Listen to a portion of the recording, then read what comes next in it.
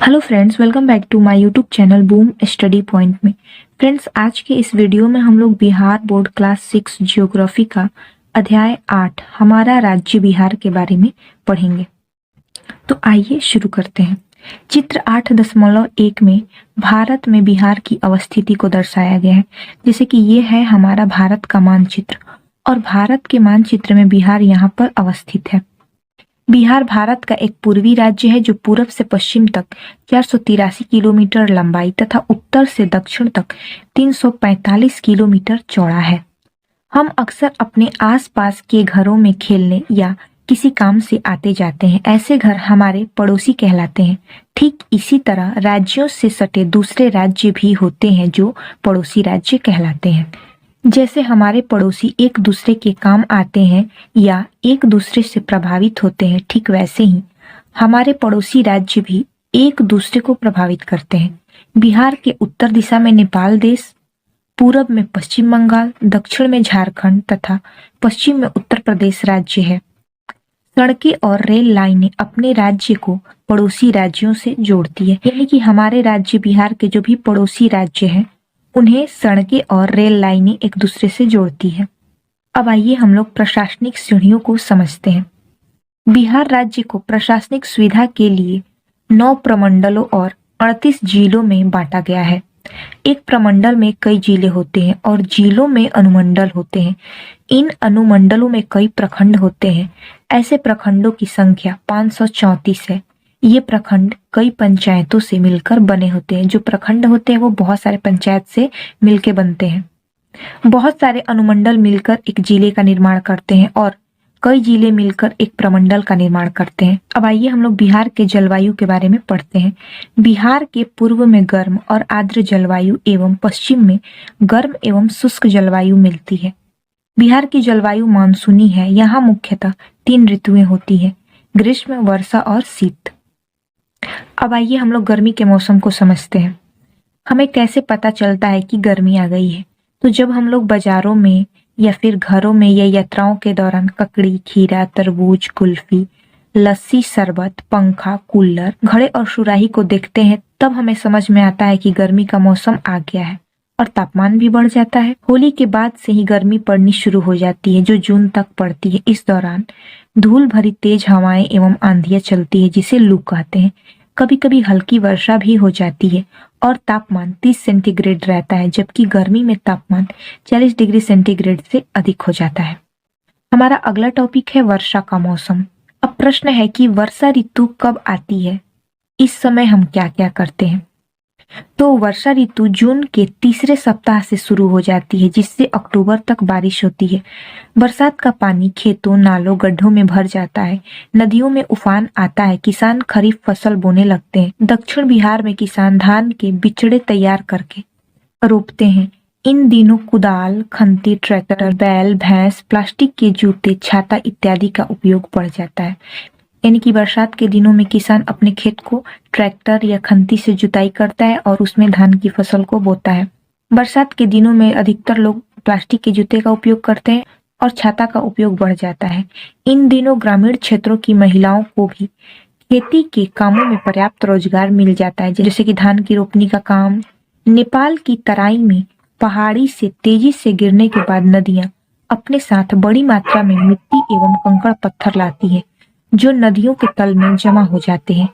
इसके कारण नदियों के बाढ़ का पानी आसपास के इलाकों में फैल जाता है, जिसके वजह से बाढ़ की आशंका भी बढ़ जाती है। हमारे राज्य बिहार में तो खूब बाढ़ आती है। बाढ़ का मूल स्रोत है गंडक, बागमती, कमला, बकैया, करेह, महानंदा, कोसी इत्यादि नदियां हैं जिसका उद्गम नेपाल से है। और कोसी नदी को बिहार का शोक भी कहा जाता है।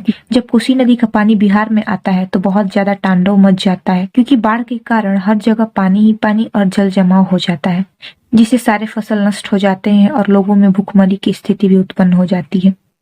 सुपौल से दक्षिण सहरसा जिले तक लगभग 110 किलोमीटर तक का पूर्वी बांध और मधुबनी से दक्षिण खगड़िया तक 90 किलोमीटर तक के पश्चिमी बांध के बीच लगभग 10 किलोमीटर के चौड़ाई वाले क्षेत्रों के लोग वर्ष में लगभग 3-4 महीने दोहरी जिंदगी जीते हैं। हमारे बिहार के सहरसा जिले में बरसात के दिनों में इतना भयानक बारिश होता है कि बाढ़ की संभावना बढ़ जाती है और वहाँ के लोग लगभग 4 महीने तक अव्यवस्थित जिंदगी जीते हैं।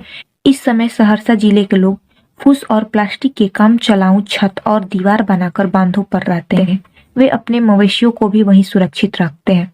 घरों को छोड़कर तटबंध पर जाने से पहले वहां के लोग खेतों में मनीजर के बीज छींट देते हैं। बाद में जब बाढ़ का पानी उतर जाता है तो मनीजर के पौधे डंडल के रूप में तैयार हो जाते हैं, जो कि जलावन के काम आते हैं।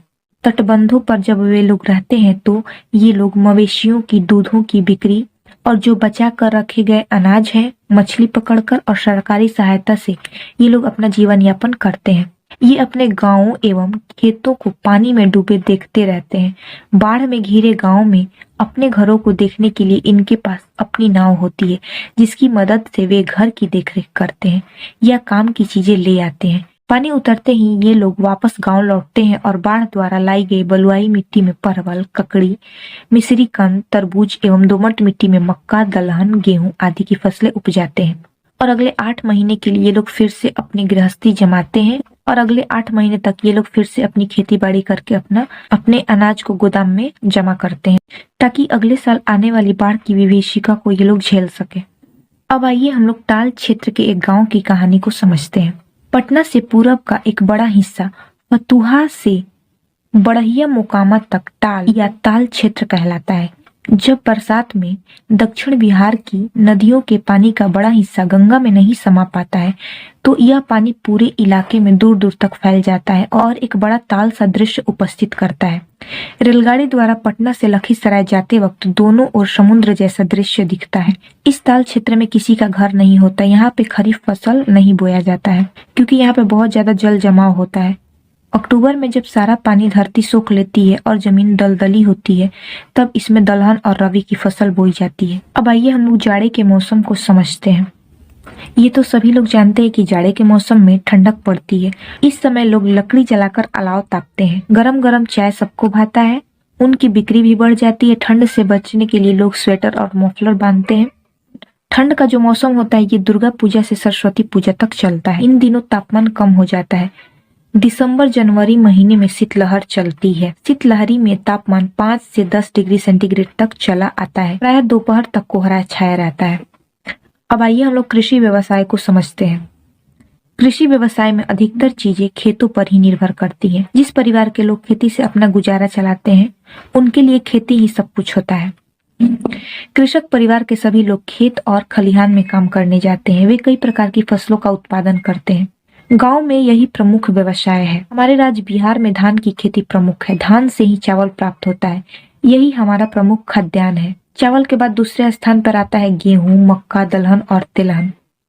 ये सभी फसल प्रत्यक्ष या अप्रत्यक्ष रूप से किसान उपयोग में लाते हैं, लेकिन वैशाली, समस्तीपुर और मुजफ्फरपुर जिलों में तंबाकू, छपरा, सीवान, गोपालगंज एवं चंपारण क्षेत्र में गन्ना तथा पूर्णिया, कटिहार, अररिया और किशनगंज जिलों में जूट की खेती होती है।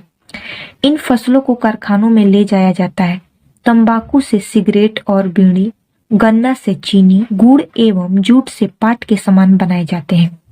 अब आइए हम लोग वन के बारे में पढ़ते हैं।